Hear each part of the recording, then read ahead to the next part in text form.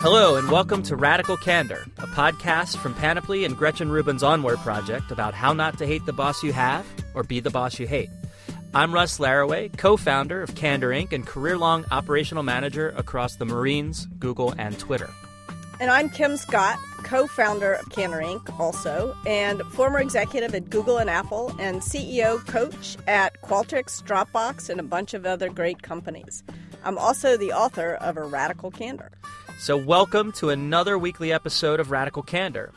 Today we're talking about one of the most important things that needs to get done at work, decision making.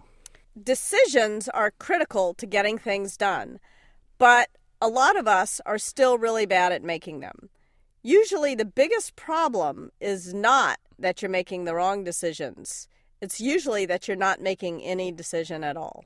Whether you're the employee or the boss, this is a huge problem. Being indecisive or too focused on getting everything perfect isn't helping anyone. So in today's episode, we'll talk about the danger of not making decisions, of course, with our own horror stories. We'll also talk about why people often have so much trouble making decisions. And as always, we'll share our tips for decision making in the Candor checklist. All right, here we go.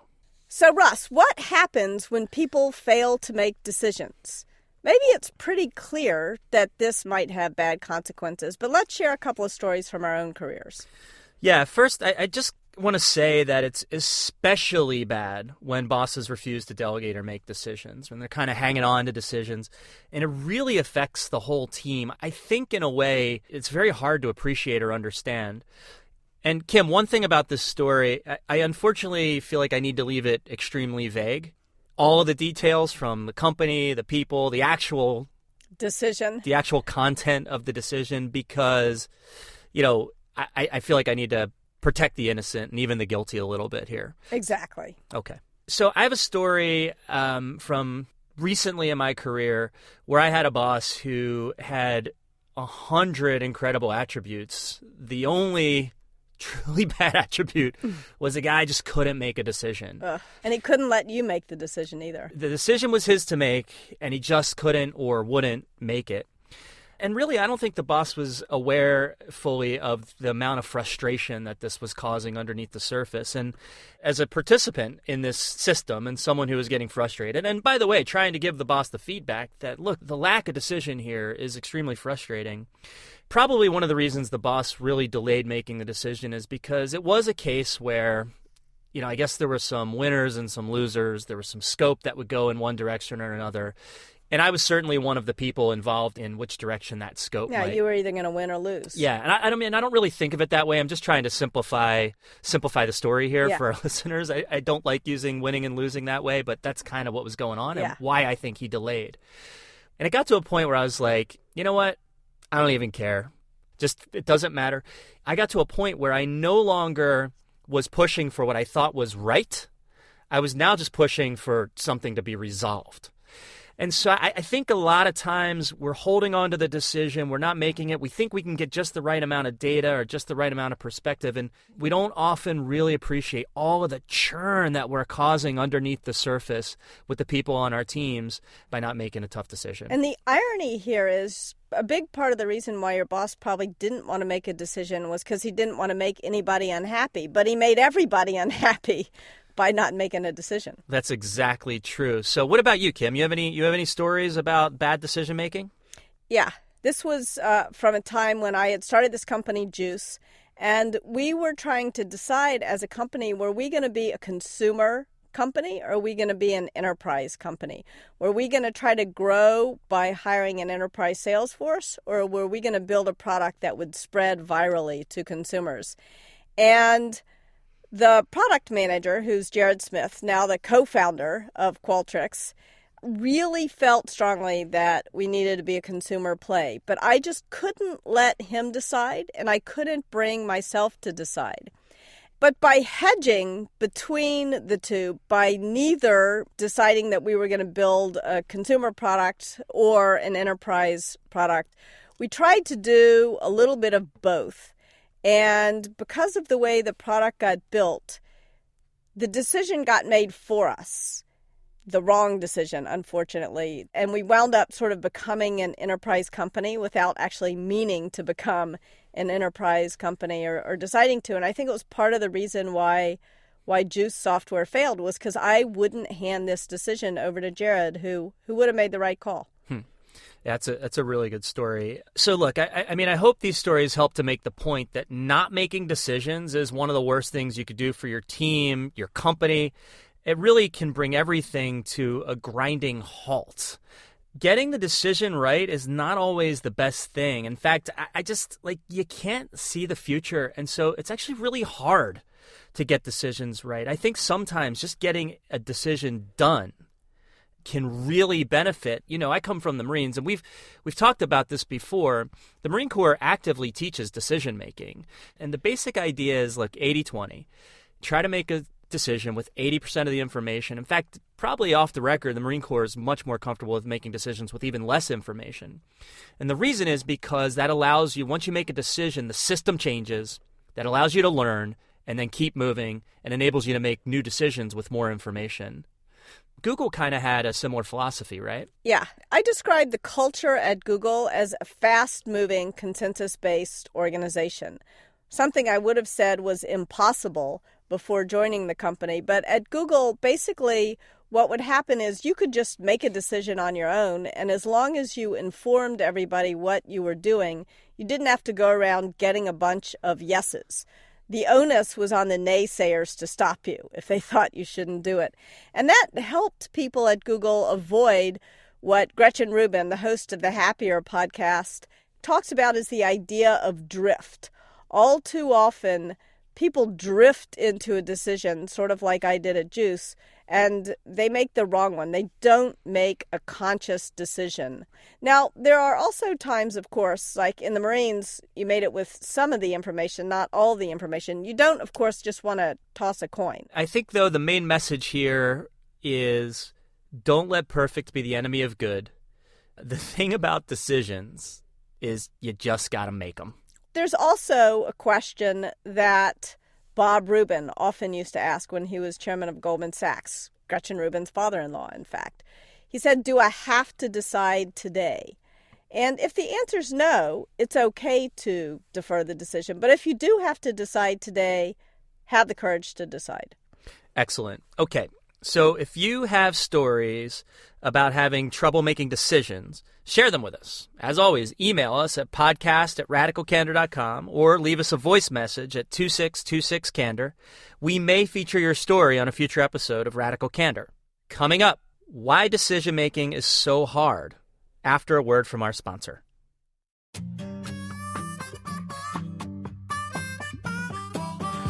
So we think there are basically two reasons people fall into indecisiveness and fail to make decisions. One, they don't get right who should make the decision. And two, they don't know what they need or how to make the decision. So let's talk first about who should make decisions. A lot of managers think that they should be making all the decisions, so they get bogged down and overloaded with the sheer volume of decisions to be made, and they end up not being able to make any of them. But as we talked about, Russ, in episode 6, I remember that. The boss is not always the decider. It's really key for managers to learn this and to learn how to delegate decisions to others. Spreading them out, pushing them into the facts will make it much less of a burden for any one decision. And it'll also help bosses avoid making what's called garbage can decision making, just grabbing the decision because they think that it's a sign of importance to make all the decisions. So we have this principle, push the decisions into the facts. The person who should be making the decision is actually the one who's closest to the work, which is usually not the boss, right? It's got nothing to do with status or seniority or something. But we should be clear, sometimes the boss, of course, is the decider. There's some big scope or maybe cross-functional decisions that the boss does need to make. if there's a case where the people on your team, say one person on your team has 50% of the facts and the other person on your team has 50% of the facts, something like that is a clear case where you're obviously the decider. You're the tiebreaker. You're the tiebreaker. And I obviously set that up, but this is the kind of thing you do need to be able to identify when your people are stuck, because you need to be able to identify the times when you need to be the person to make the decision. But again, please be aware that if you are the boss, that you do not have to and should not make all of the decisions. And if you're not the boss, that's equally important to remember too. You can make decisions yourself. But before we get to that in our Cantor checklist, let's talk a little bit more about how to make decisions. As we said, the person closest to the facts should make the decisions. This is because decisions should be made based off of facts, not just ego or importance or because I'm the decider. So one of the really interesting things that I learned when I was at Apple is the importance of getting facts instead of recommendations when you're the decider. It's tempting when you're the decider to kind of partially delegate the decision by asking a bunch of people to come in with a recommendation. But the problem with recommendations is that people tend to attach their egos to recommendations in a way they don't attach their egos to the facts. So if you ask everybody to bring in the facts, then it's easier to have a debate and to make a decision that's based on the facts, not on who thinks what and ego. Yeah, once you start getting into recommendations, you start to get into this winning and losing idea. If I am in favor of recommendation A and the other person on the team's in favor of recommendation B, it starts to become hard for me to see the merits of B. Yeah. But I am really good at seeing the merits of A. It's really tricky and important to be aware of as a boss as people come to you giving recommendations that they actually have a very hard time being unbiased about their own recommendation and the other recommendations that are being made. Exactly. But if you're in a situation like you described where Joe has 50% of the information and Jane has the other 50%, if they both bring the information, then all of a sudden they're going to learn from each other. It'll be an interesting conversation, not a food fight.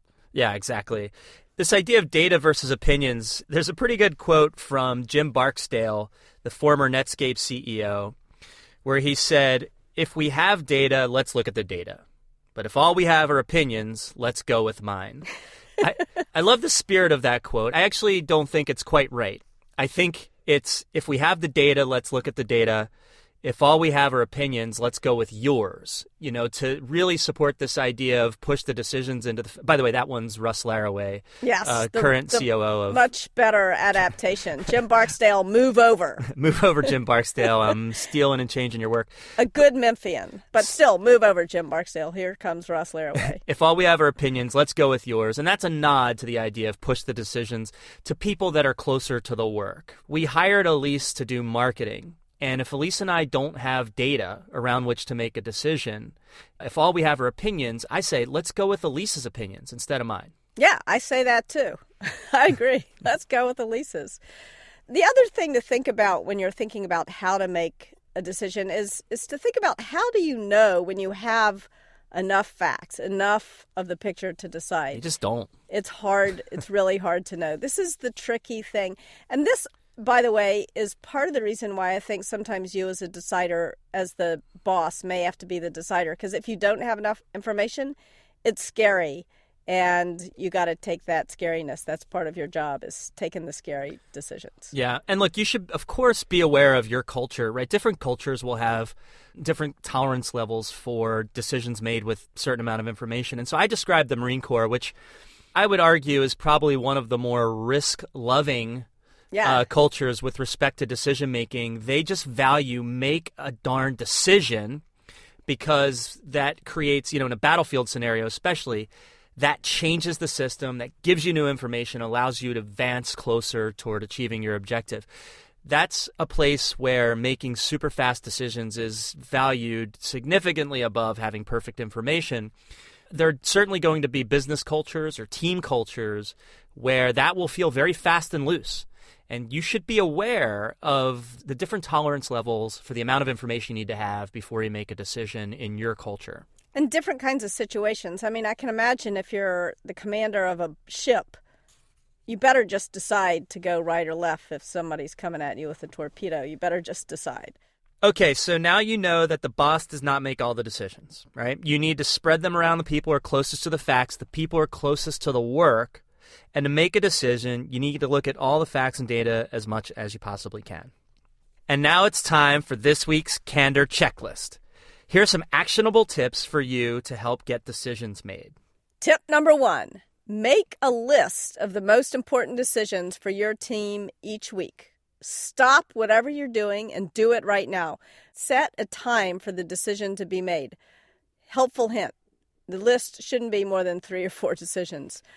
The other thing to do with your list is to decide who. Appoint who is going to be the decider for each of the decisions. So who and when for each of the decisions. And you can do this whether you're the boss or not. If you're not the boss, ask your boss if he or she agrees with the list you've put together. Maybe you're saving your boss some time. Yeah, and along those lines, if you're a non-boss, that brings us to tip number 2. If you're not a boss, ask your boss if you can take on decisions that are close to your work. A lot of times, bosses are not necessarily holding on to decisions for entirely conscious reasons. They might feel responsible. They might feel like they're doing a service to the team by holding on to a decision. They may just not even realize that a decision needs to get made, etc. And so when you identify a decision that needs to get made and you think you're in a position to be able to make it, go ahead and surface that to your boss. I think a lot of times they'll be happy to see that you're taking on some initiative, happy to see that you're taking on that responsibility, and they might even see it as a gift in that you're lightening their load a little bit. This is such good advice.